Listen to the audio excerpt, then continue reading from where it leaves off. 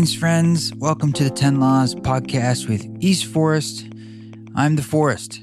Nice to chat with you again. I'm coming to you from Maui. I'm at the Ram Dass retreat right now. You might hear a little background sound of some wonderful birds. I can literally hear someone in the condo next to me playing ukulele. I swear to God, that's happening.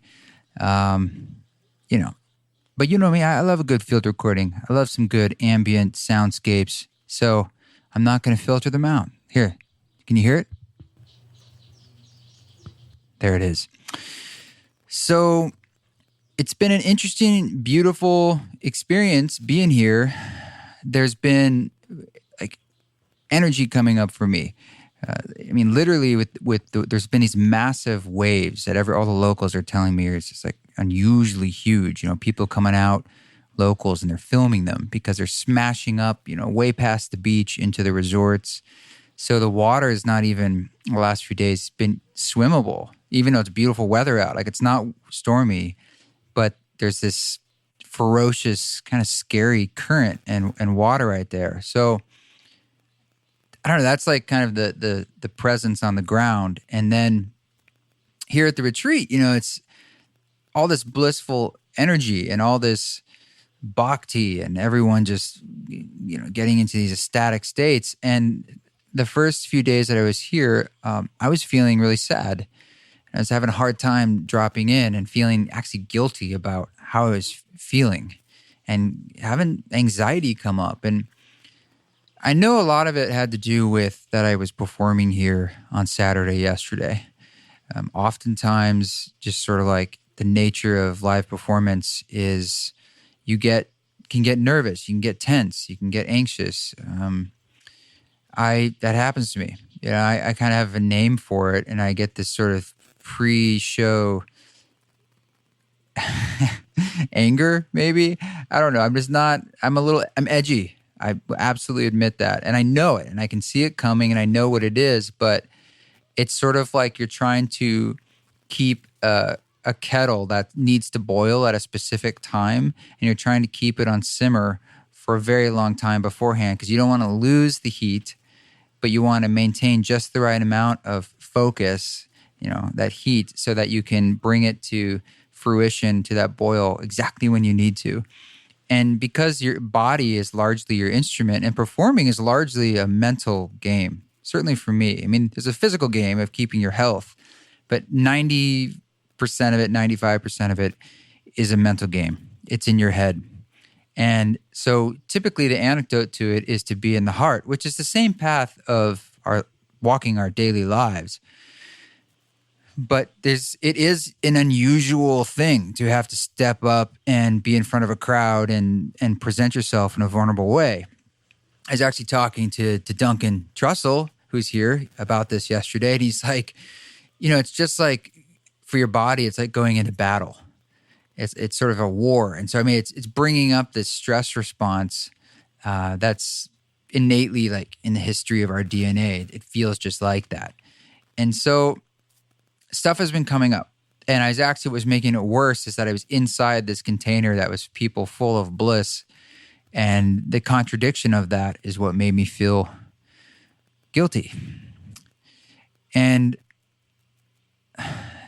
I was like right before the performance, maybe an hour before, and I'd set up and I was just kind of waiting. I was in the lunch area, and someone came up to me, or it was to Rada, and was asking about live streaming and like, where to put a tripod or something. And I couldn't believe it. I actually snapped at them. I said something like, I don't want to know about these details right now, or something ridiculous. I immediately, I felt like my body was at like a 9 and my mind is like screaming, what are you doing? And I felt terrible. I immediately apologized to her. I'm like, look, I'm sorry. Yeah, you're seeing my humanity. If anything, I feel like now she and I are closer because it's like, people see the truth of our humanity, which is the truth for all of us. And I just feel like I was really, really feeling this charge. And I was on stage about to perform, and I turned back and I was looking at the giant portrait of Maharaji on stage. And I just kind of expressed to Maharaji, to this portrait, hey, look, I am feeling a lot of energy, and I'm sorry, and I feel shameful, and I'm sorry. And the message I received back was one of, don't fight the river. You are the river. You are always held. And all the fear coming up in your mind is about assuming that the river is, you're not in the flow of it, that you have to control it, and that it doesn't have your best interests in mind. And therefore, all this anxiety is because you're trying to control these things you can't control. And the antidote to that is to trust in the river that you're in. Matter of fact, that you are the river, and let go into the trust and the love. And anytime those thoughts come up, almost like a mantra, as a form of meditation, even when it came up in the performance, like some little thought, I just go back to like, I am the river. I am the river. I am love. I am held. We are held. We are cared for. We are love. We are safe. You are safe. And that's been my process. And that's been part of my journey at this retreat, this Ram Dass retreat. So we did the performance. Of course, it was beautiful, and it was fun to perform. And I did more of a ceremony style concert, and really used the music as a tool to drop people deep into an experiential state with these songs. And I mean, come on, could there be a better audience than this crowd? Is like meditators, super Ram Dass fans, and psychedelic heads. It's, like me. So they're going to eat it up. And they're also, we've been here several days, so everyone's just super wide open, and they're ready to just drop in. So I said, come up on the stage, lie down up here. Just let's do it. Let's drop in. So I really want to thank Love, Serve, Remember for giving me the opportunity again to be here and be part of this Sangha, this community, and to share a gift of a felt experience through music to drop in. Ram Dass is, of course, here. Every time I see him, it seems like there's maybe 6-month chunks in between each time I've seen him. He's definitely frailer and physically, and he speaks less and less. And this time he's almost working just through silence. He's spoken just a tiny bit. And I did get a chance to drop in yesterday at dinner and present to him a gift of the vinyl, which was a big deal for me because when I was here the very first time in June 2018, I promised him. I said, Ram Dass, I'm going to put you on vinyl, and I'm going to bring it back here for you and give it to you. And the last time I was here in the spring, the vinyl wasn't ready, it wasn't finished, and now it is. So I brought it, and I gave it to him. And I'm like, look at this cool painting of yourself on the front. And we opened it up, and like, look at you got the lyrics in here of everything you said, and showed him the splatter pattern on the vinyls themselves. And of course, the beautiful painting by Elizabeth Hilton of Maharaji on the back. And he was thumbing through it, and just a nice moment for me, kind of like a bookend. Because that's the other reason I was feeling bummed out, because I was sensing that this is an ending of sorts. It's a bookend. It's the other side of the bookend of what began and what's sort of now ending. And by the end of the year here, the end of 2019, I'll be wrapping up production with the Ram Dass Project with all these remixes. It's wonderful remixes. We have 2 more coming until the end of the year. So yes, in the next couple weeks, there's 2 more. And on Tuesday, what day is Tuesday, depending on where we're listening to this, the 12th, maybe, something like that, of December 2019, there's another video coming out. So David Altabelli originally envisioned 3 videos. There's the home, it goes into the next one, which is Soul Land, part 2, and then there's a part 3 as well we're hoping to get out, all within this month, 2019. And by the end of the month, all of the remixes, the reworks as we call them, will also be coming out on one album called the Ram Dass East Forest Reworks. So a lot still to come. And yes, it is a bookend of a completion, but it also feels like actually a beginning. And I spoke to this in the ceremony yesterday. I said, I'm realizing that we're loosening the grip and we're planting a seed into the ground. And as we release that seed, which is all this work, we need to now let it grow and have its own life and live in the world, as it will do for many generations, I hope. And I'm already watching and listening and hearing from people the stories of what this music is meaning to them and the kind of effect it's having in their lives. Ram Dass coming to life in this music, and it's incredible. It's there was just one quick story before we get into this awesome podcast with Slow Meadow, who just did the most recent rework that came out on December 6th, which is freaking incredible. Stunning muted piano and strings that he composed and brought in. So we get into some nice discussion about his work and that rework. But I hear stories while I'm here that I don't even know what I can do with them. Wonderful stories about someone with stage 4 cancer who had their first mushroom experience by using the Music for Mushrooms record, and how it's really helped them come to terms with their death in a way that's alleviated anxiety. And it's something that like they're holding on to or using as a tool every day to remind themselves how everything's really okay. That's beyond me, to the point where it's like I almost can't hold the enormity of what they're telling me because it is infinite and beyond me, that I have to just hear it, put it in my heart, and then release it.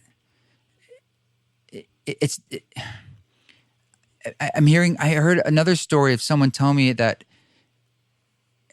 at the Hanuman temple, the Neem Karoli Baba temple in Taos, there are people there who, I guess, for many years, this is the place where Ram Dass brought the Hanuman Murti originally 40 years ago. And I guess they were like devotees of Neem Karoli Baba, and they never really understood Ram Dass or his teachings, or they didn't get it.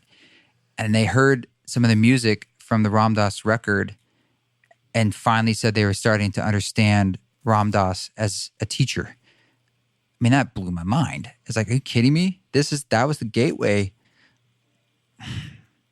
I had a vision of it reaching people who'd never heard of Ram Dass and never thought it would like connect people who already knew Ram Dass with his work in a new way.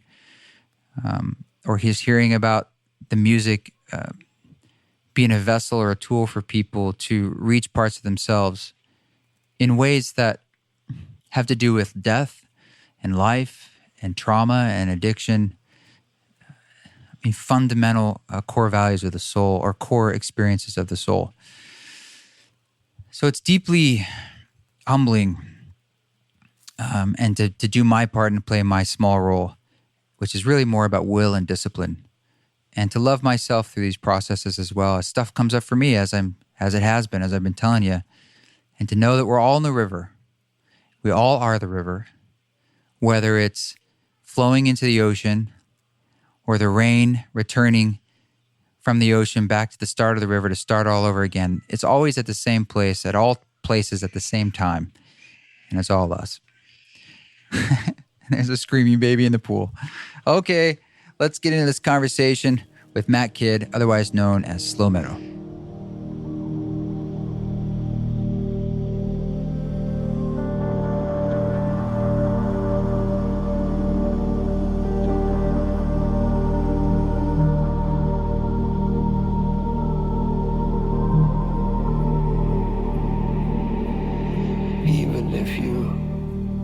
It's snowing here in Boise, Idaho. Are you down in Houston? I am. It's not snowing. Is it toasty, nice and warm? It's actually like one of like probably 10 days, I'd say, that it's pretty nice of the year. It gets cold there, right? In the winter? Yeah, like sort of South Texas cold. I mean, yeah, it feels, I don't know what it gets to. Like the lowest would be maybe, I mean, it depends on the year, of course, but like 50 on average or something. I don't know. I'd have to check. That's not cold. Yeah, no, it's not cold at all. I was just going to say maybe even 40, but it feels colder to me, first of all, because I'm not used to the cold. And yes, you grew up in that area, right? I did, yeah. Okay, so you are a boy who grew up in the temperate to very warm environment. Indeed. Yeah. And I wanted to talk to you for lots of reasons, because One, of course, you did a rework of the Ram Dass project, which comes out on December 6th, I believe. And that's very exciting. So I did have just a few questions about sort of that actual work and your process with that. But I also have known about your work, and that's one of the reasons I reached out to see if you wanted to do this, because you kind of came up on my radar a few years ago, and we have a lot of crossover between the two of us and our music. I think there's definitely some core something there that I'm always interested in exploring, like where it's coming from for you. And Right so on. yeah, I'm just into like talking to other creative folks and learning about their process and, whatever, just stuff like that. Great, man. Well, I'm here for it. Cool. Well, let's talk about that rework so we can kind of start sort of in a more narrow field before we go broad. You chose to rework the song You're a Guru. And Yes. we had some conversations about that. Yeah, like why that song, or why do you think it ended up with that one for you? I think I remember the rhythm of his voice being the most captivating. I think it was between a few that struck me when I listened to the record. The one about death, and Right. I can't remember at the top of my head. I think the ones that Hammock chose actually. Yeah, I mean, with Dark Thoughts, I would right. gravitate towards that one myself if it was me. Is Yeah. is that Hammock did Willits? that one. Oh, okay, yeah, right. No, they did that and Nature. Oh, yes. And they were the first ones on board a long time ago because they know Tim, my manager, Okay. from way back. And so I guess it's a long time ago he had been in conversation with them, and I don't know if they offered or what, but they ended up doing two by their own choice. And then we just kind of held on to them until the album was released, which was like many months later because we, wanted to release them after that. So, Oh, okay. I wasn't, yeah. for some reason, maybe I just forgot that they had done it a while back. But, yeah, I think, I'm trying to recall. I think Mark might have been one of the first people that I had any real sort of conversations, about Ram Dass with. He might have even, I'm sure I've heard the name throughout my life, but like, Oh, no kidding. basically introduced me to him. Oh, no shit. From Wow. the stuff. Like I'm recalling, I need to dive into my memory and maybe chat with him about it. Years ago when I met Mark, I think it was, maybe 2012 when I first met him, and sort of got to know him more in like 13 or something. So anyway, yeah,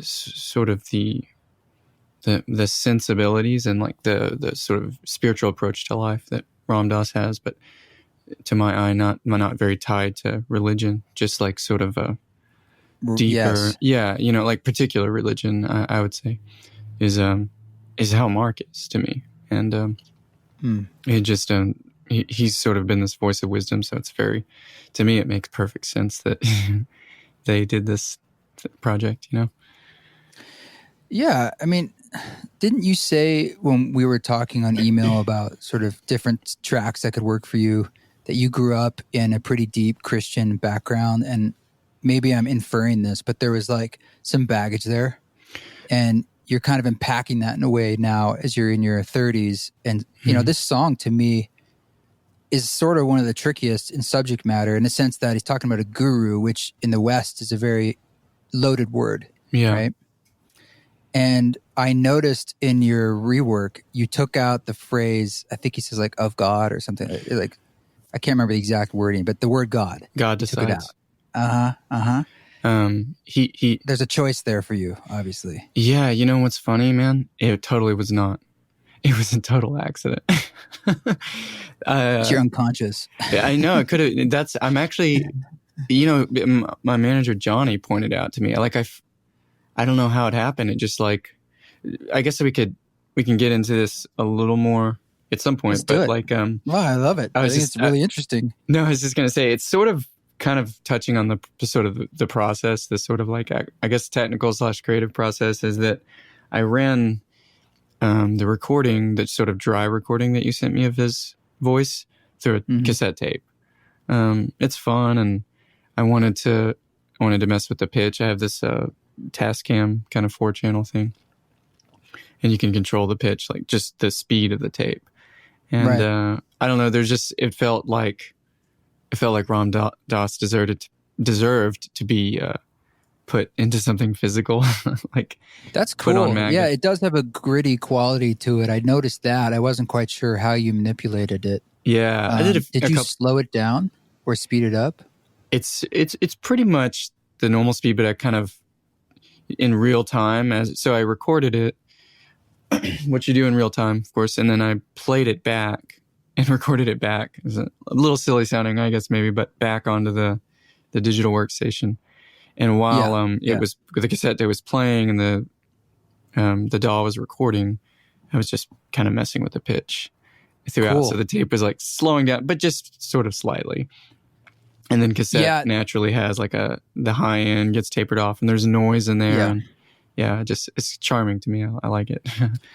There was I don't know if you use space echoes at all. I don't. I would like to, but I heard Chiasmos, which I'm sure you're familiar with, Olafur Arnold's side project. Yeah. They were using 2 space echoes as sort of like sends to kind of in sort of like a stereo delay that they, as you hear a lot where there's like little pitch variations, and it kind of gives a sense of character and depth and life to another layer in this song. So I think that's cool. Yeah, I love that. Take me back to this happy accident of, or whatever it was for you, of the word God, of God being removed from the song, the secularization. Yeah. They're taking What God happened? out of Ram Dass now. So yeah, back to that. I think all I was going to say is I think that it happened in that process somehow. And I swear to you, I didn't mean to do it. It just didn't get on there. And it was weird because there's a gap because it wasn't like I just stopped recording too soon or something because he says that and then there's a gap and then he says something else and everything else was fine. And then, so I did that thing. I sent sort of one of the versions before it was totally done to my manager, and he was like, "Oh, that's great." Gave me some comments and stuff. And then he was like, "Oh, I noticed that you removed the God lyric or whatever you called it." It's like, did you mean to do that? And I was like, what? No, I didn't. Totally. So Yes, you did. I didn't. I don't know how that happened. It was maybe God didn't want it. Well, it's really interesting because what he's saying, that essentially you're a guru, and guru, the sense of I think the derivation of the word has to do with one that brings light to shadow or dark, or sort of illuminating obfuscation. Okay. And so what's cool is that, with or without the line about God, it still resonates what he's talking about. And he's talking about how it's like, his guru, what role that plays in his life, but he's also saying that you're a guru, and sort of all this idea that everything is guru in a way. So it's very philosophical and meta. And so there's just an interesting thing that happened with you, because that, I would think that word with your own past, I don't know. I mean, which has more charge for you, the word God or the word guru? God for sure has just has had much more personal relevance. Yes.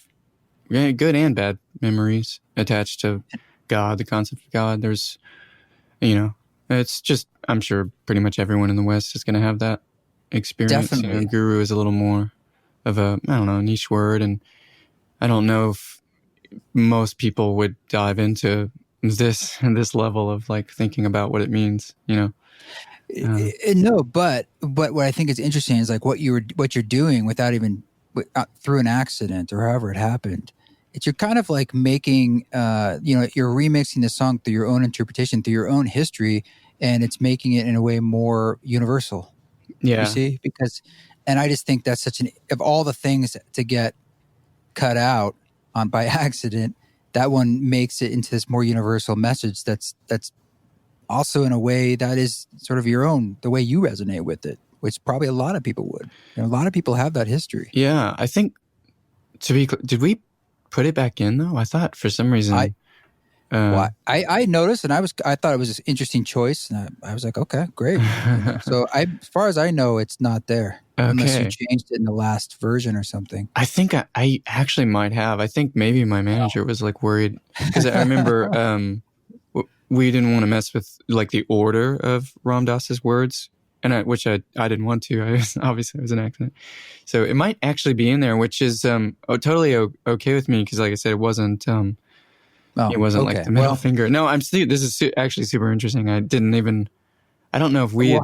we'll have to go listen. I mean, let's I I check it out. just once I heard it, my ears are so used to hearing it a certain way that it stuck out to me, and Absolutely. so Yeah. I noticed that, and then I never like put the hat back on, thinking like, oh, is it back in? Or I just thought it was a choice. So Yeah.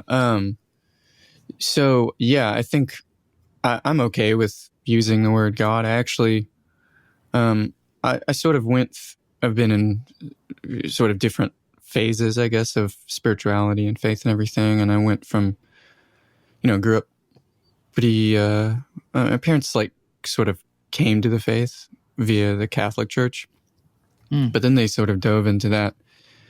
I don't know. I call it sort of the 90s, like charismatic thing.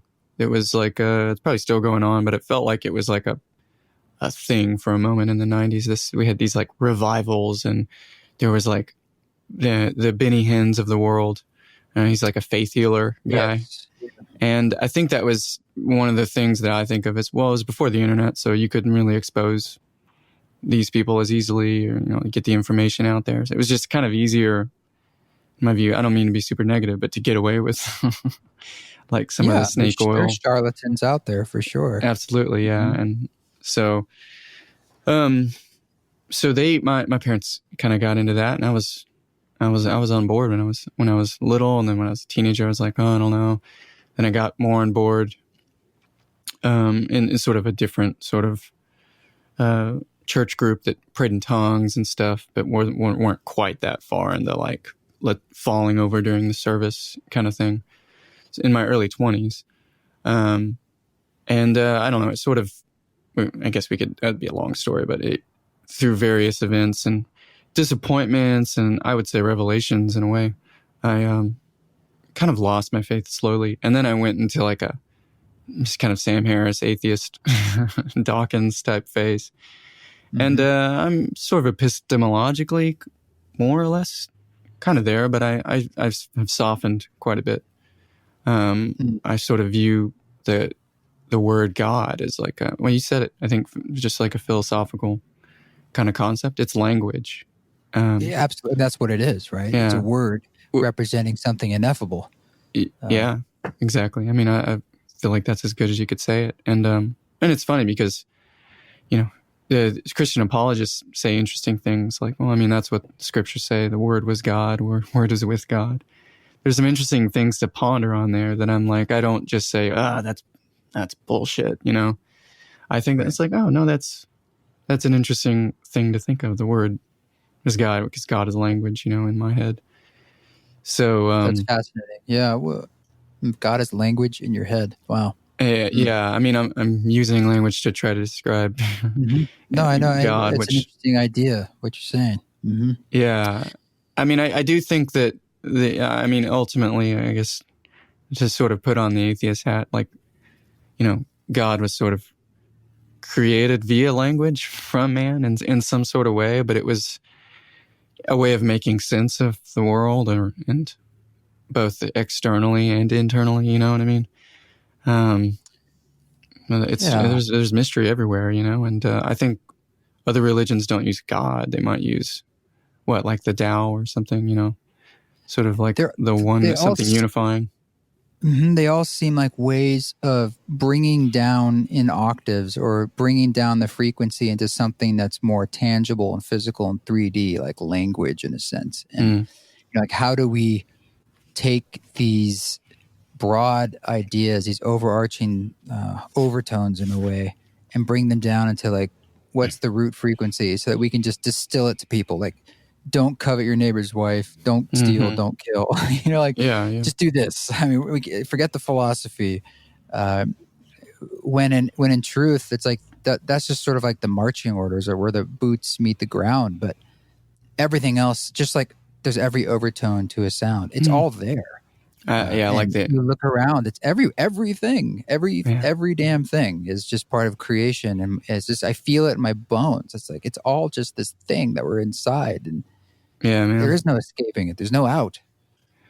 Yeah, there really isn't. I think that's well said. There is no sort of escaping it. Like if you call it God, or if you call it something else, or I don't know, you might call it like, you might go Carl Sagan and like it's the, your say words phrases like you're stardust and like you came from simpler elements and like I don't know, it There you starts to go. feel like See, that's freaking true, though. I mean, that's so crazy. That is like irrefutable that the atoms in our body originated from supernovas. yeah. I mean, it's crazy. Yeah, I mean, and in some ways, the fact that not that we can see the stars, you just look up and you can see that, Mm-hmm. and that we can use telescopes to see further. We're just seeing things, and it's just showing us right there with our own eyes the vastness that's beyond anything you could ever even. You literally can't imagine and hold in your head what it really is, and it's just right there in front of you. Yeah. It's not a mystery; it's right there. It's Yeah. incredible.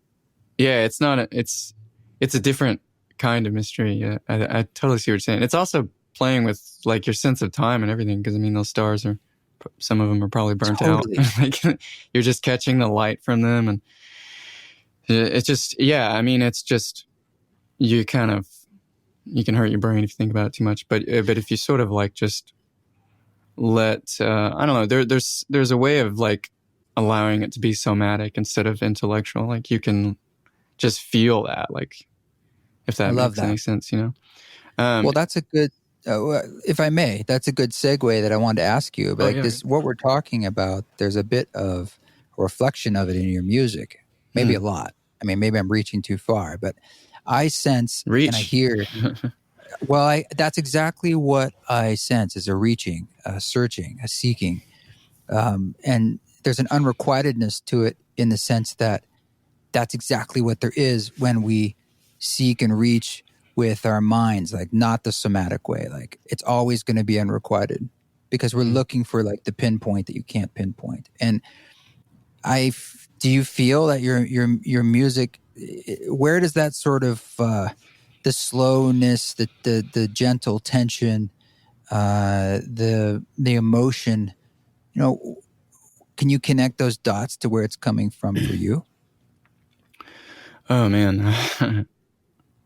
Is it But even conscious, or is that just like what you like to do? And that's I just yeah, I think so. I mean, I think that it's hard, it's probably worth noting that I'm always struggling with my ego whenever I'm working on music. I'm always feel like I'm trying to sort of prove something. So, I mean, maybe this is a sidestep, but I mean, I'm sort of fighting like this desire to like, oh, I want to get better at composing strings. I want to prove something to myself, something. And then another part, and with this Ram Dass thing, I let the sounds sort of dictate. And I was just looking for a little more warmth, which is kind of why I was like, well, I'll pull out the cassette tape. I ran more stuff through the tape than just Ram Dass's voice. And I just didn't. I just would try something and ditch it if it felt like it. This isn't. I don't know, for lack of a better term, this isn't warm enough, And then after that, I gave the string. I allowed the strings to go kind of high, so there was a little bit of tension. I feel like I'm just riffing here. I don't know if this is a unified thought. no. But I dig hearing like the process. I mean, you also mentioned something at the piano. You were running it through like guitar effects or something. what did I do? You said you might want to do that. It definitely, obviously, sounds affectated, but I wasn't sure how. Yeah, I did. I played my own piano parts, and I also ran yours through some guitar pedals. Yeah, I think. Yeah, there's again a little. I guess it's on topic, but there's sort of modular synthesis has gotten sort of a lot more popular in the last, or regained popularity, I guess, in the last couple of years. And one of the cool things, because of that, I'm not personally into modular. I love it. I just haven't dove into that world yet. But because of that, guitar pedal makers have started to do these nifty like splicer pedals and stuff that to me feel like they're a response to that sort of sound that's happening, the modular splicing and Yeah. the bleeps and bloops. So I think I ran stuff through like this, I think it's a Chase Bliss mood pedal that one of my friends told me about. And it's like a splicer delay thing. And then I could go into more of that, but like, I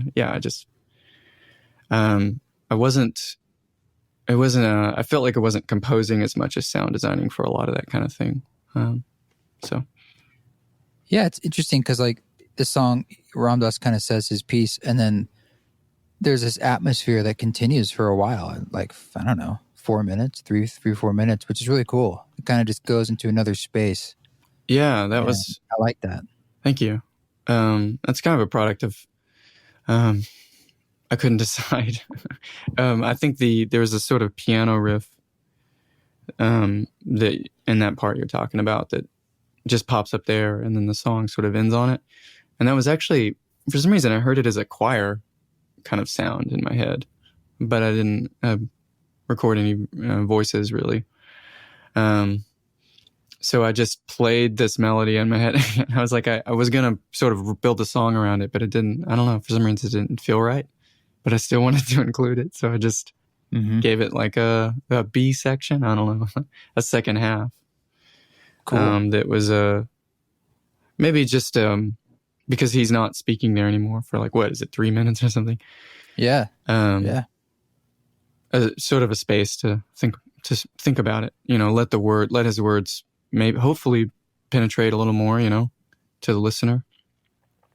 Yeah. Sure. So I guess I was introduced to your work through Hammock technically. Okay. But you have a pretty close connection, as you mentioned early on, with Mark and Hammock, which is a duo. I'm not quite clear on like how that started or what that relationship is. Could you just say a little bit about how you guys connected? And because I know they released some of your work on their label that they started. Yeah. I'm still on the Hammock Music label at the moment. We both, he also came from like Christian background and did Christian music.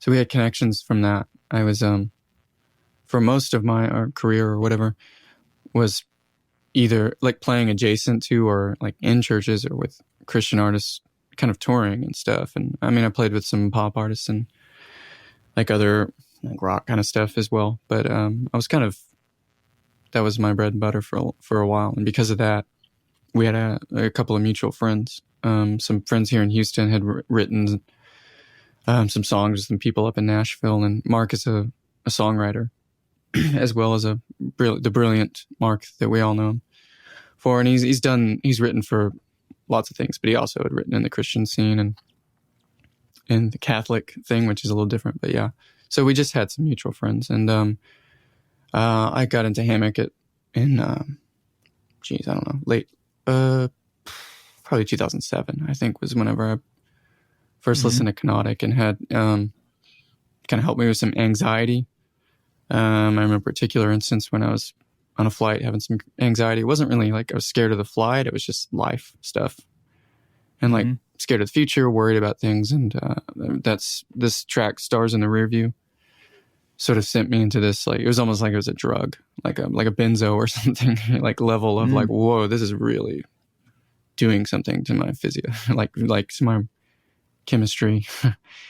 So I just, and I had several other sort of points of connection with Mark's music and then from that other ambient music. So I just really admired his work and him. And then I found out we had mutual friends. So I had reached out to him for probably a good year before he finally responded. And as you can imagine, Hammock's pretty popular. He gets lots of people wanting to get in touch with him. So you just like emailed him? Yeah, I think I just emailed him and then I would bug my friend, hey, can you like maybe like say, oh, I want to meet up with him. And then after a while, he responded. And then I don't know how soon it was, a couple months or something. I was in Nashville because I was playing with this pop artist at the time. And I was in and out of there like between like his touring and stuff. Just I'd be off for like a couple of days in Nashville. I ended up meeting up with him and met with him in this brew house kind of bar place, and I was nervous as hell, but excuse me, but we connected pretty quickly because we found out we had the same sort of sensibilities about like faith and everything, and doubt and all that. So worked out way better than I thought. I thought it would just be like a sort of good connection. It was like meeting a hero, but he turned out to be, I mean, truly, he's like an older brother or something. He's not that much older than me, but he's a mentor figure for sure, more than just musically. But were you making music at that time that you could share with him, or right? Yeah, I was I was making sort of post rock kind of stuff under the name Aural Method. It was a solo project? Yeah, it was me. I mean, I had lots of other musicians like help out, and I hired them and stuff to play on it. But it was sort of my baby, you know. And it was like in some ways similar to what I do now, but it was a lot more. Like it was drums, and it had big ascending post rock builds and everything. Yeah, but it had some of the precursors of what you'd kind of hear from me now. You know, some string elements and everything. So a little bit of piano. Cool. So anyway, I showed that to him. Sorry, I didn't. Yeah, but I showed that to him, and he was like, "Oh, that's cool." But I had also been just diving into piano a little more, and then he thought you should explore that more, and that's kind of how the slow meadow thing over the next couple of years developed. That's funny. I had a band many years ago, and I was just starting to do East Forest stuff. And I remember I played it for my bass player, and he says, "Never stop doing that." I was like, "Well, what about our band?" And he's like, "Yeah, but that other stuff is really good." That's interesting. Yeah. Well, you guys, you got a lot more connected because then obviously you did start making your own music, slow metal music, and they really dug it. And then they wanted to get it out into the world. And so that relationship has continued. Mm-hmm. Yeah. We've, he's, and Andrew as well always have been a voice in everything you hear, you know, it's especially in the first record, and they even played on it. And, that's cool. And sort of produced a couple of tracks a little more, and then partially because I felt like I don't know, again, maybe it's ego or something, but the last couple of records I've been like, I'm just gonna do this. I'm gonna intentionally not like put their name on it, you know, and the featuring hammock type thing, because I don't know, I felt like it would be good to do my own thing for a bit. But they're still very sort of and I think they kind of agreed with that, but I don't know, you could ask Mark. But they're still very involved, and like particularly like sort of Mark always has a very strong opinion about like the order of the tracks. And I dig that. It's a big deal to get that right, and I feel like particularly with instrumental music, ambient music. To me, I think that, but he almost always like will find tracks to. I think all 3 albums he's been like, you should cut this one in half to one of them. That's usually a good idea. Yeah, which is like, that is self. He always talks about you should self edit. You know, learn how to edit your songs. Which there's a lot you could say about that, but yeah, I agree. So anyway, I'm just gonna say he's been and Andrew as well, like I said, been very involved in the creative process. Well, you sound like a pretty good guys to have in your corner and someone to bounce ideas off of. Because otherwise, are you largely making the music by yourself? I know you're pulling in musicians to play on stuff, but like, how do you see that dynamic of being a solo project? And do you find that satisfying, or do you have like some secret weapons? Like, well, I'll get their opinion, or I give musicians a lot of freedom when they come into play. Or what's that like for you? Yeah, I have secret weapons for sure. You know, the Hammock guys are some. My manager too. He's manager Johnny. He's in a family of artists. His sister, Amy Pleasant is her name, and does brilliant art. You know, she's I don't know what media. I mean, she's I guess a painter, illustrator. I hope I'm not getting that wrong, but she's like a visual artist. Uses and her husband is too. Like, you know, they've been featured in galleries around the States and elsewhere. So he has just a really strong sense of aesthetic. So he's a good voice. Also, the string players I use are pretty much all women now, and they just have really, really brilliant sort of a different touch. I mean, when they play, they're informing the music for sure. Particularly the violinist I use now, Ellen. She's a Berkeley grad from Tennessee who moved to Houston a couple years ago, and she's really great at improvising because she plays a lot of country kind of swing music. But she's, like I said, a Berkeley grad, so she has a sense for a lot of different styles, and she can play some jazz and classical and sight reads really well. She also has perfect pitch, and she plays a Thank God. 5-string violin, so it's like got the viola range as well. Oh, nice. So she's, especially on this latest record of mine, was really a secret weapon. That's a good phrase for it. Yeah, I've got a couple of those. Unfortunately, they don't live here in Boise where I am now. They're all Portland people. Oh, okay. But I went out to Portland and rented a studio for a day. It was like 8 a.m. to 2 a.m. and just had all these people come in that I knew to play. And boy, does it lift a project up when you get those other voices and other ideas. And of course, things happen on the spot that you wouldn't normally think about. I mean, I told you that on the You're a Guru song, Lucas Tenson, who plays the gordello, that's just someone I ran into playing a gig in a small town in Canada, and he made that instrument. And then later on, I just sent him some stuff that was in the key of that instrument. He played over it, and that's sort of what made the track. Initially was that interesting sounding, almost Middle Eastern cello-y thing. Yeah. The gordello. The gordello. Did he make that word up? Yeah, because it's a gourd. He makes choras as well, which are gourds, and so I guess he's decided to try to make a cello too. I need to see a picture of this at some point. Well, he's got a website. He sells these things. He's just a guy up there making choras and other interesting instruments. So let's see. I'm gonna pull it up while we're talking. Yeah, sure. Because it's worth getting it right, and it's Lucas. I mean, if I remember, it was Tenson. I'm probably getting this wrong. But gordello. And it's like outside Montreal or something like that, where he is. But it's an interesting sound. Yeah, it definitely is. I mean, I think even people, I mean, non-string players and whatever, would probably tell there's something different about that. I mean, it sounds like a cello, but not totally, Maybe if it was distant enough, you might think, oh, it's just a cello, but it's definitely got a unique sound. Well, I love that stuff where, it's just like, it's like you said, it's a little different. And you're just, so maybe you don't know off the top what it is, but it just like when you ran him through a tape player, it just gives it, there's layers of character there, Absolutely, yeah. I mean, I think, yeah, there's like something ineffable about that, maybe, like you said earlier.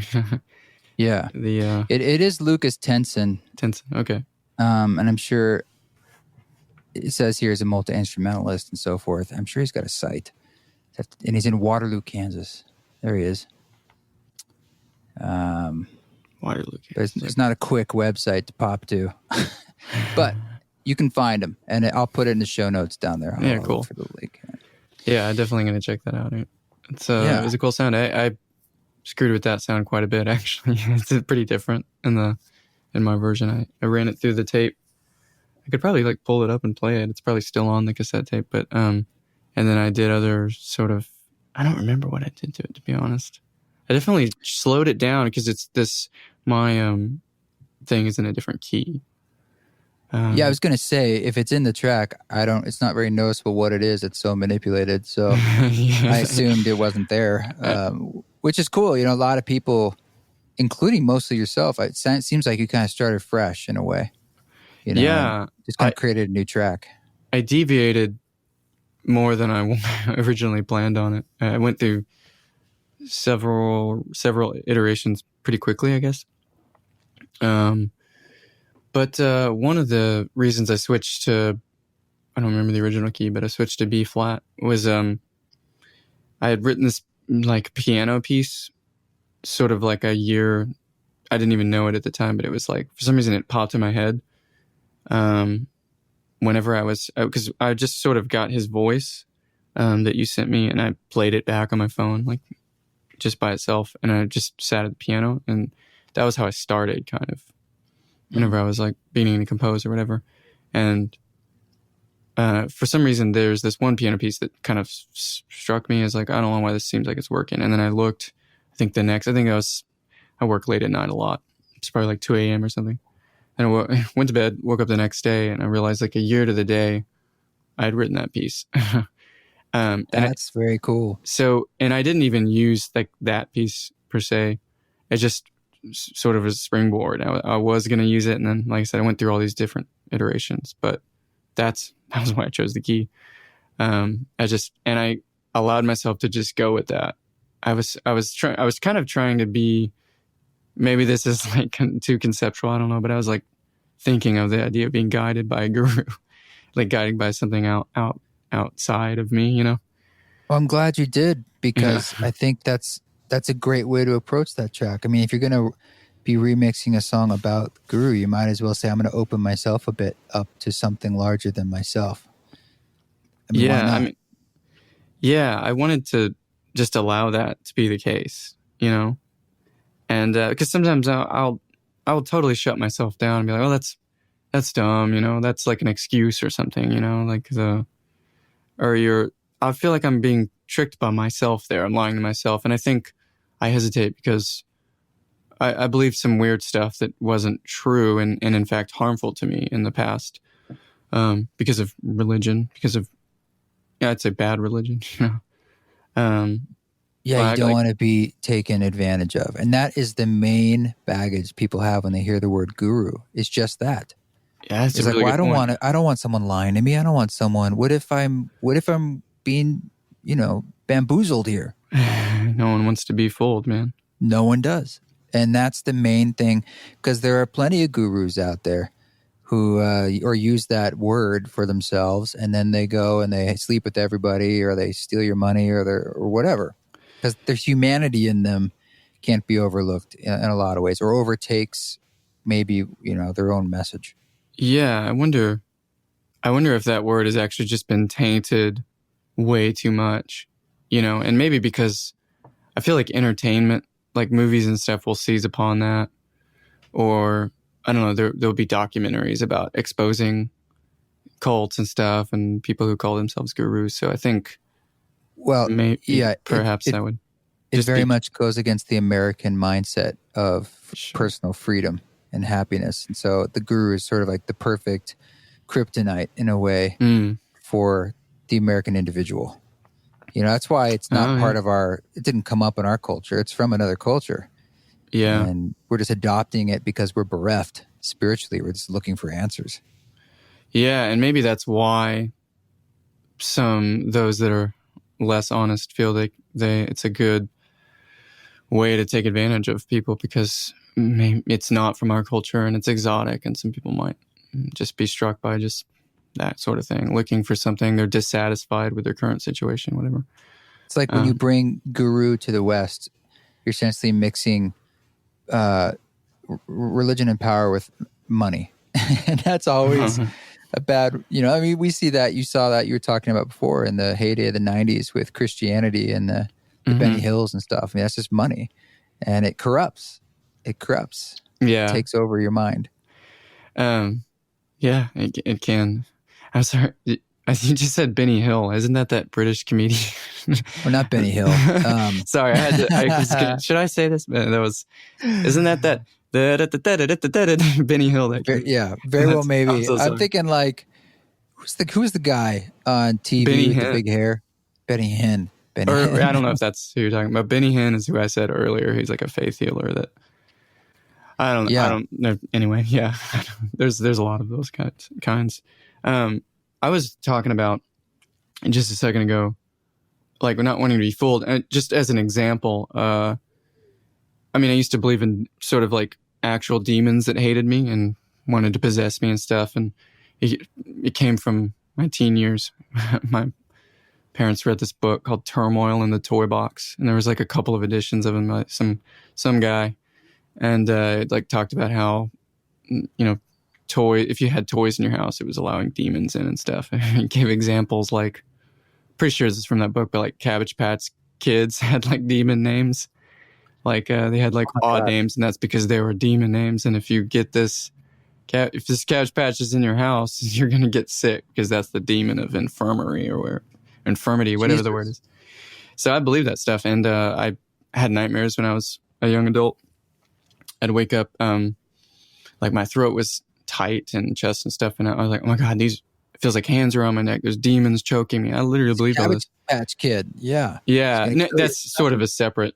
We didn't have Cabbage Patch Kids at this time, but I mean, those ideas were just sort of in my head, and I'd have these frequent enough for them to really sort of like mess with me at times, nightmares and wake up, just weird stuff. And then, like when I still lived with my parents, probably 17 or something, they would like anoint me with oil. And of course, I'd feel better when they'd put their hands on me and comfort me, And I was like, oh, that's God, chasing the demons away. But I was just plagued by these things. And then, it turns out I'm just having panic attacks, Mhm. as anyone could sort of guess, like the tightness in my chest, everything, all that stuff. I still struggle with that every once in a while, not so much now with panic, but I did like 2017 pretty bad.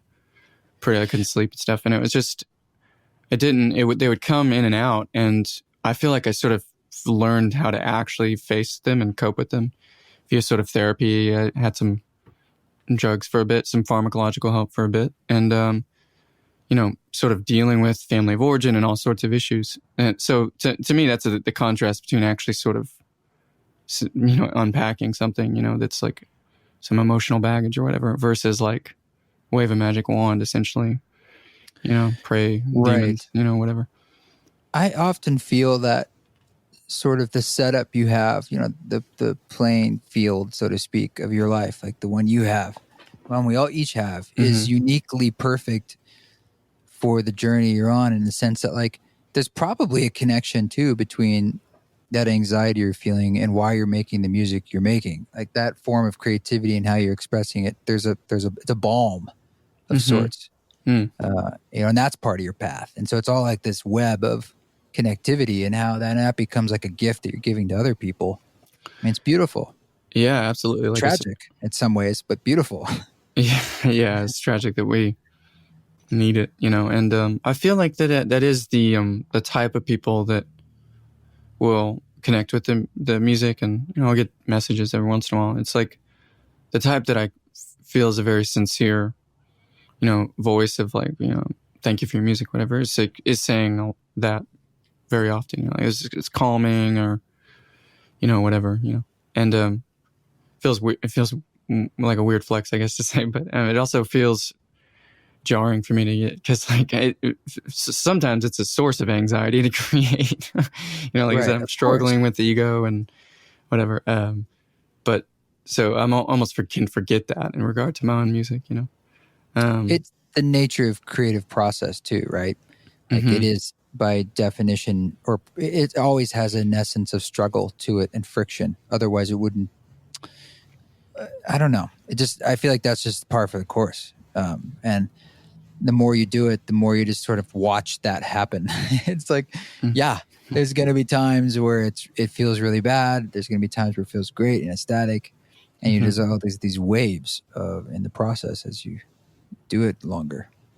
Yeah, I'll say doing this was less so because I think partially because I did it in like, I think 2 weeks. So much quicker than I do a lot of things. And I was really grateful. I had some busy schedule, time constraints, all sorts of stuff, but it was really, really good in that sense. It felt like I was saying earlier, I felt like I was just going to let things that felt like they were coming from the outside guide it a little more. And that was really refreshing, I felt like I was actually flexing a little less with this track, funny enough. I'm pretty happy with how it turned out. And yeah, it was very calming running Ram Dass's voice through the cassette and hearing it. Yeah, that way. It does sound calming. And I appreciate you doing it with the time constraints and Do you think that there's something in that process of working quickly and, as you put it, flexing less that you might take into future work, or did that just feel like that was the I, moment in time? no, I literally thought that I should learn from this, Hmm. doing this track for sure. Or maybe just the next. Yeah, I feel like I'm always sort of playing at my limit. Which maybe that's all artists in some way. What do When you they mean make by an that? album, Playing at your limit. um, I've never, as far as slow metal goes, I've never made an album where I'm comfortable playing the piano parts. By any means, I'm always like sweating bullets if I have to play them in front of people. And I mean, I could go back and play. I mean, you can sort of see. I think, well, maybe not so much this third one. I don't know if you can tell, but anyway, to my ear, you can sort of see like, oh, he became a piano player in between these years, or at least the piano player he is now. The first album, I could play like block chords, and I just spent hours learning what I could on piano. But every time, like for example, we went to I recorded in this studio in El Paso from the second record, Costero, and so I was playing piano in like a like expensive studio with expensive mics and like 100-year-old piano, like with several ears listening, and it was just nerve-wracking to me. I could go back and do that now comfortably, but it's like I wouldn't want to. I always feel like I need to be doing something that feels like I'm struggling. I don't know what that's about. I don't even know if I was conscious of that at the time. Well, struggle Um, is good. Sometimes that kind of pressure is good. Sometimes it's not. I mean, for me, that would be a hard environment to create from, but it might be an okay environment to perform in, which are yeah, I don't. different processes. I think you're right. I'm not so sure how I feel about that whole thing. I think it was good ultimately. I mean, it was great. There's some. I wish I could go back now. I was like, oh, I could do that so much better now. But anyway, so I felt like I was, I don't know, always just pushing myself in some kind of way. Maybe again, maybe it isn't obvious in the music. I don't know if it would be, but as opposed to, I know I just have some friends who do different styles of music or whatever that they're playing. The whole point is like you should be not playing at your limit. Like you should be playing in your comfort zone so it feels at ease. And I think there's a lot of merit to that. But so, yeah, I don't know. It's I guess, funny. I've never thought about that. I've always just sort of like sometimes something wants to be played, and if you can, that's where it goes. And if you can't, it probably yeah, won't go there. And I mean, in a lot of ways, the limitations of my own playing, the simplicity of it, is because that's what I'm capable of doing. But then yeah, that can become an asset, right? It's like yeah, painting with the colors you have, in a sense. yeah, absolutely. Well, I was going to tell you that for Yeah. me, I've noticed that I appreciate not always being in some expensive studio unless I'm there for a very specific task. But Mm-hmm. for the day to day creation, I need that sense of looseness Mm-hmm. and nonchalance. So I prefer like right now I'm working on setting up a studio here in Boise at my partner's place. That's like a new space, and I'm just trying to make it something that is professional but casual for me to just kind of come and go, as opposed to like I'm going now across town to Mm-hmm. work or whatever. And is for you, do you just work at home? Like, do you have some instruments there that you try to track, or Yes. what's the process like for you? Or do you have a dedication to that, like using instruments? I mean, tape players, right? That's Yeah, yeah. The Tascam thing was acquired like a couple months ago.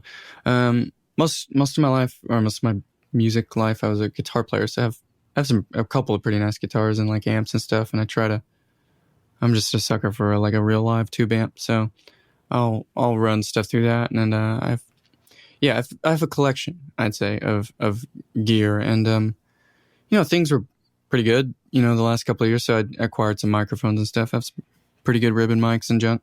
Got a real piano last year, and so yeah, I built up a little space right now. We're renting a house that just has this converted garage that's like the biggest room in the house. Good place to sprawl out and make a mess of and create in. So I've done that sort of intentionally. I wanted to at least try to work at home and have a place of focus. And so yeah, I think that's the way I prefer to work. I'm kind of a lone wolf worker most of the time, mm-hmm. and I do prefer that. Although I value, maybe I'm starting to feel like maybe I should work in real time. Like maybe the next record will be a live record. It's just thoughts that go through my head, and I'll do it somewhere where there's like a risk reward kind of factor to it. But this whole last year, yeah, I've been just countless hours like playing a part, replaying a part, running it through this effect, that, whatever. Just months on just a few sounds, honestly. So I think that's good, but I don't know if it's sustainable, to be honest, man. I think I might work too long on things. You said there was something you enjoyed about the deadline and the quickness of the process with this particular rework. Yeah. And that's your own guru speaking to you, that there's some medicine there of like, wow, that's exciting to you and interesting and maybe liberating. Yeah, there you go. You're saying it.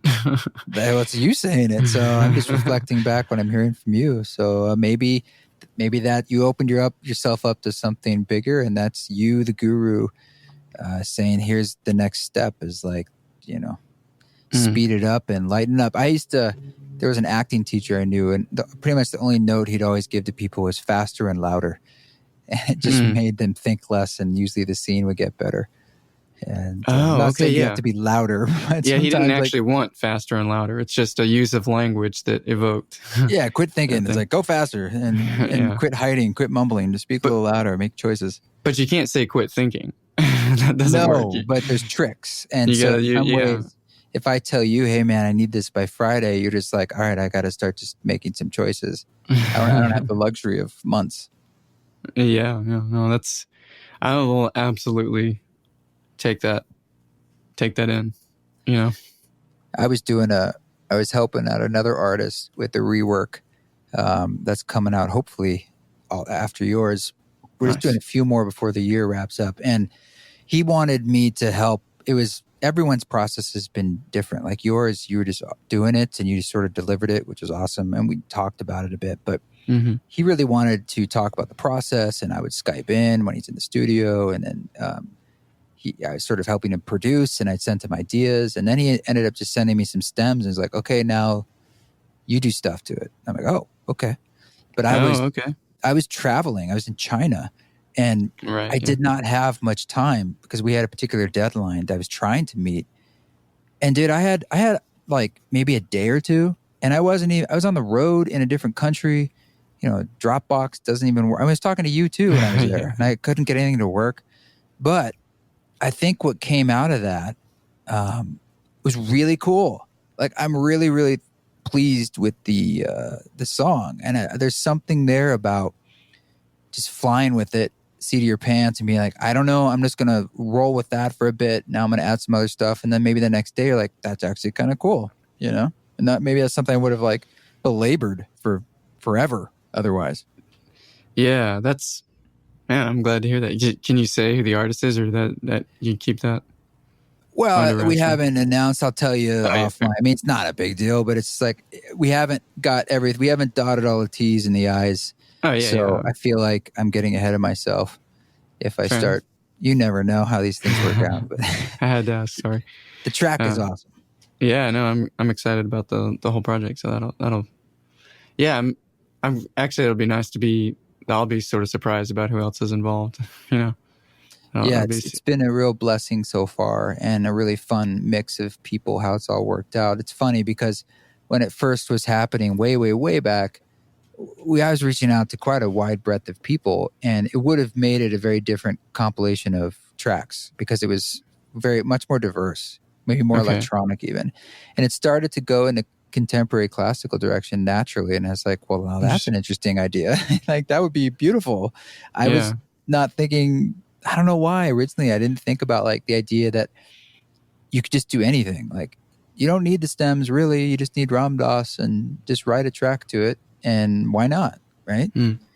Or just do an acoustic version or whatever you want. And of course it's just bringing in more voices. The whole point of this was to amplify Ram Dass's message to more people. Just that's it. And it's, as you said, it's a sort of secular, spiritual, universal message of connection, love, telling the truth. It's stuff that we really need these days. And so we do appreciate you putting your voice in the mix.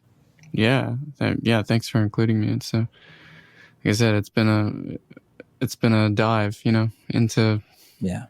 stuff that I probably needed to, I don't know, see in me or think about. And also just his words. I feel like I'll keep kind of stewing on them. I don't even know if I fully grasp the concept yet. If like I'm a guru, like I It's can a kind of deep say one. it what I think it is, but I mean, I feel like I'm going to be thinking about it Well, it's another way of more saying likely. you're a god. And like you said, it's a word. And so it is Yeah. an endless pit of pondering. And it's beautiful because um, there's no edge to it. Yeah. And that's kind of the whole point. And music is a perfect way of dancing around it and describing it because it is metaphorical. And that's what I Yeah. love about these things, these works in this project. Yeah. I mean, for some reason, like the other word that came to my mind is just archetypes. I was just like thinking, you were talking like at the very beginning about like the concept of God, sort of. I'm trying to paraphrase here, keeping sort of almost like codifying like morality. That's what I thought of. Uh-huh. And I was just wondering why, like, we sort of need that to be embodied for some reason. Like we can't. We can have like a list of rules, but for some reason it really penetrates like the human spirit if it's like embodied somehow, like God. Like there's Jesus, the perfect sort of archetype, and he was this way, he lived this way, or and we just have that in our lives, like mentors or people we admire. It's like we want to be this way because this person is. It's like we need something to mirror, and it has to be something like us, you know. Well, we want to be inspired. Yeah, And if nothing else. that's what art does too. What I like about it is it's inspiring you without it being embodied by an ego necessarily. It's embodying an idea or something Yeah. that's blurry and that's contradictory even at times, or there's tension, because that's what life is, an incarnation is. It's Mm. blurry and gray and full of everything. Yeah. And we just want to be inspired to say, like, how do I take the next step, and how do I get through this complicated dance that we call life? Mm. And there's no one way. And there's something about your choice, each of us making choices moment to moment, day to day, that's important. And I just think that's something we gloss over, that we kind of start to feel like victims. But no, your choices do matter, and they do affect your life and other people's lives. And so it's like, choose. Yeah. Super important reminder. Yeah. It's easy to fall into that. Why am I not getting the attention? Like art, as an artist, especially, like, I'm a victim of some sort. Right. Why don't I get? This journalist talk about me, whatever. I think it's much more useful to sort of approach it the way you just said. Well, the aphorisms usually have a lot of truth, and the grass is always greener. That's for sure. But whenever, I don't know when people are listening to this, but December 6th, 2019 is when this track will be available initially to the world. And you have lots of other music out there. You have a new record. It's called Happy Occident. Is that correct? Yeah, that's the latest one. Yeah. And what's the best way for folks to find you and your work? You can look up my Instagram, just at Slow Meadow, or my Twitter, on Facebook. Stream me on Spotify. I have sort of like physical stuff, like vinyls and stuff, on Bandcamp. I'd say those are the best things. I do have a website, like slowmeadow.com, but I mean, yeah, it's where you can see like tour dates and all that stuff. Link up to everything. Yeah. I think that's live shows are certainly a possibility next year at some point. I mean, I just did one last night, actually. But oh, cool. So I do enjoy that. So hopefully that'll be in the books. We'll see. Well, I'll put that link also in the show notes to your site or Instagram and so forth. And I appreciate you talking, and I'm just excited to, I'm sure we'll cross paths at some point too. Yeah, I'd love to shake your hand at some point. It will happen. Give you a hug. We are slow music troubadours. I'm sure we'll definitely be somewhere together at some point. I'll make a pilgrimage to Boise. Anytime. Yeah. Thanks, man. All right, thank you. Well, thanks so much, Matt, for giving us your time. Man, check out his remix. I'm going to play it right here. It's in the background right now, but if you want to hear it in high fidelity and support the project, check it out on the Bandcamp, Apple Music, or eastforest.org, where you can purchase the record, of course. And please give this podcast a review right now. Just scroll down. If you're on Apple Podcasts, give it 5 stars, write a comment, say hello, info@eastforest.org, share it on your social media, join the mailing list, also at eastforest.org. Anything you can do to support is much appreciated. All right, you guys keep walking your walk. Don't take any shit. But when you do, keep the sand out of your toes. See you next time. Everybody Do it with grace. has a guru.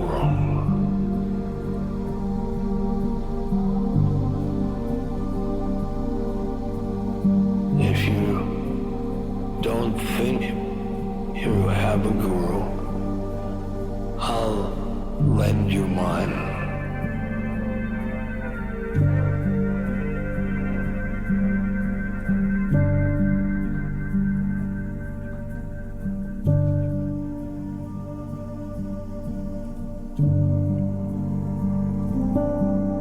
Before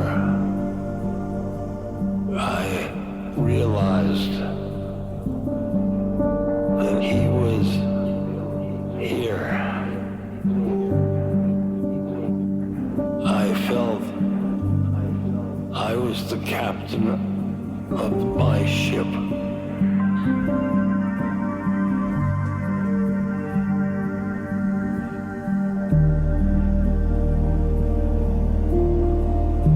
Now, he's the captain of my ship.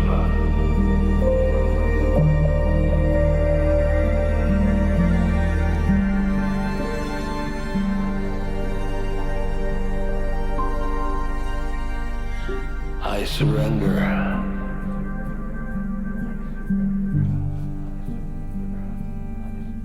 I turn to him, and he decides. And God decides.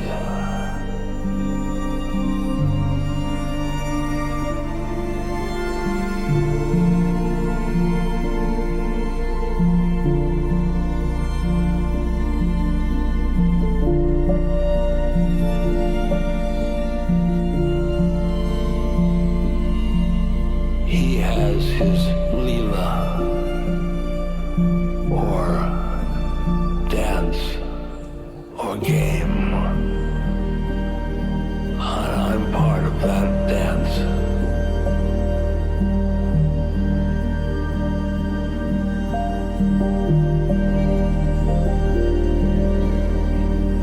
You're a guru.